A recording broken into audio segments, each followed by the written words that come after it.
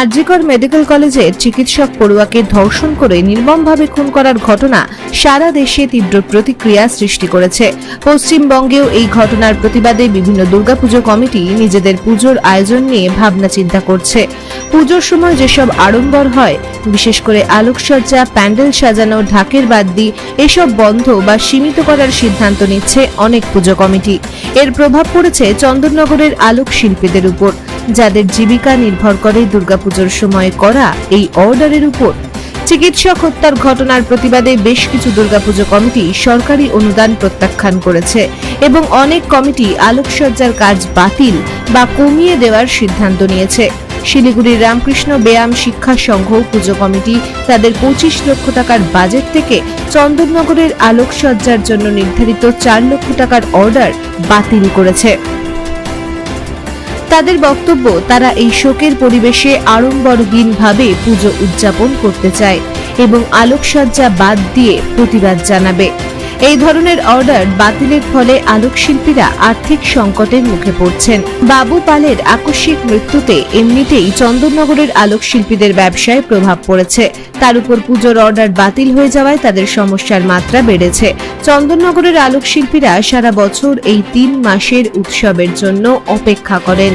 দুর্গাপুজোর সময় যে বিশাল অর্ডার আসে, সেটাই তাদের প্রধান রুটি রুজি। বিভিন্ন দুর্গাপুজো কমিটির অর্ডার বাতিলের জেরে এখন তারা কঠিন আর্থিক সমস্যার মুখোমুখি হচ্ছেন। চন্দননগরের আলোকশিল্পী বাবু পালের মেয়ে সুশ্বেতা পাল জানিয়েছেন, শিলিগুড়ির একটি বড় পুজো কমিটি তাদের অর্ডার বাতিল করায় তারা বাধ্য হয়ে বেনারসের একটি কাজের জন্য যোগাযোগ করছেন।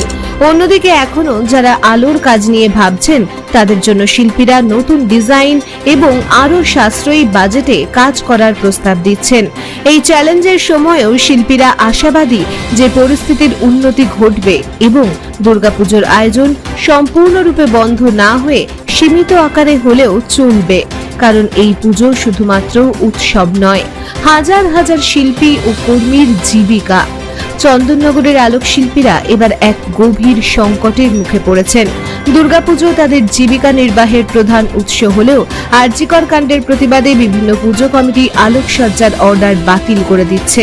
এর ফলে শুধু চন্দননগরের আলোকশিল্পী নয়, আরো অনেক শিল্পী এবং কর্মী অর্থনৈতিক সংকটে পড়তে চলেছেন। পুজো উদ্যোক্তাদের প্রতি শিল্পীদের একটাই অনুরোধ, যেন তারা প্রতিবাদ এবং শোক পালন করতে গিয়ে তাদের আর্থিক বিপর্যয়ের দিকে ঠেলে না দেন।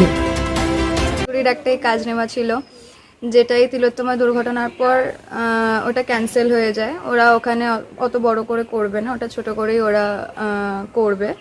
তো ওই একটা তো আছে। এবার জগদ্ধাত্রী পুজোতে আশা করা যাচ্ছে, এখনো অবধি সেরকম কিছু আমাদের কানে কিছু খবর আসেনি যে কি করা হচ্ছে না হচ্ছে, কিন্তু এটাই আপাতত চলছে। আমাদের এই যে শিল্প, এবার আমরা কাজ করি আরও অনেক শিল্পীদের সাথে আমরা কাজ করি। আমাদের নির্ভরশীল অনেক লোকজন আছে যারা আমাদের উপর নির্ভরশীল আছে। এবার একটাও যখন কাজ কোনো রকমের কোনো ক্ষতি হয়, তখন সে শুধু আমাদের ওপরও না, আরও বাকি আরও 4টে লোকেরও সেটা ওপর প্রভাবটা পড়ে।